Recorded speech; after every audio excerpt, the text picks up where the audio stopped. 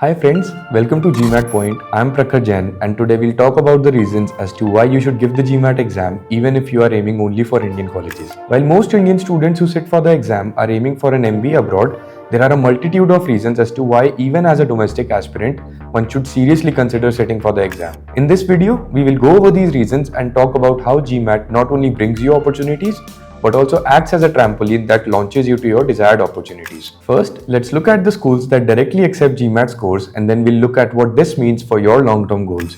Strictly amongst IIMs, Gmat is accepted by IIM Kozhikode for 3 of their PGP programs: Finance, Liberal Studies and Management, and Business Leadership.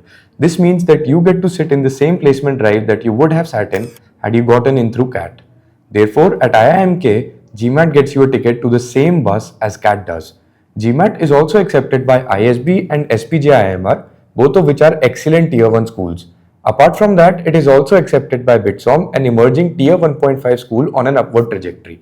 While the primary mode of admission to these schools for domestic students is CAT, these schools also accept Gmat for their respective flagship programs. Now that we know what schools accept a valid Gmat score, we can talk about the objective reasoning behind attempting Gmat. A Gmat score is valid for 5 years.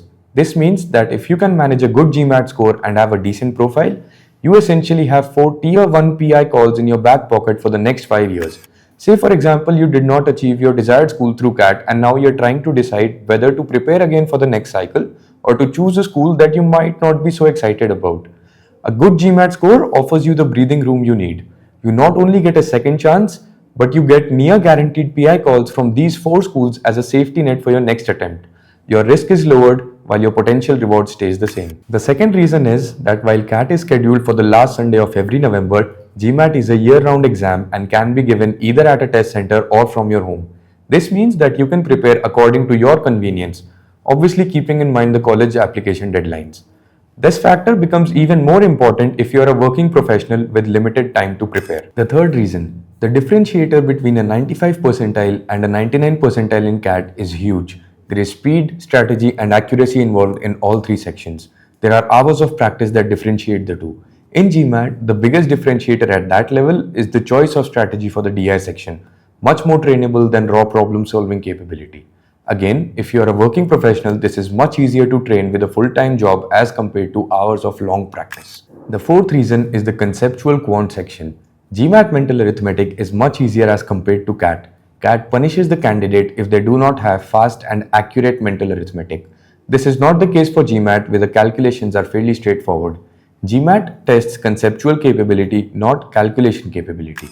There is a fixed syllabus, which is not the case for CAT. If your struggle with CAT stems from the quant section, then Gmat is an option you should definitely consider. In the case that you are considering an executive MBA, Gmat becomes much more attractive as an exam choice because Gmat is accepted for even more Tier 1 executive MBA programs. IIMs A, B, C and L, XLRI and MDI on top of the 4 schools mentioned for their flagship programs also come into the pool. In conclusion, Gmat not only offers you a second chance at getting into your dream schools this year, it also gives you practical reasons to support your decision for taking a year out to attempt CAT again next year. Most students who consider a reattempt are stuck between the risk and reward dilemma. A good Gmat score shifts this balance in your favor, lowers the risk, increases your odds of success, and perhaps most importantly, you only need to score it once. Thanks for watching. If you want more details about the programs I have mentioned in this video, the link will be in the description. And don't forget to like, share and subscribe to Gmat Point for more such informative content.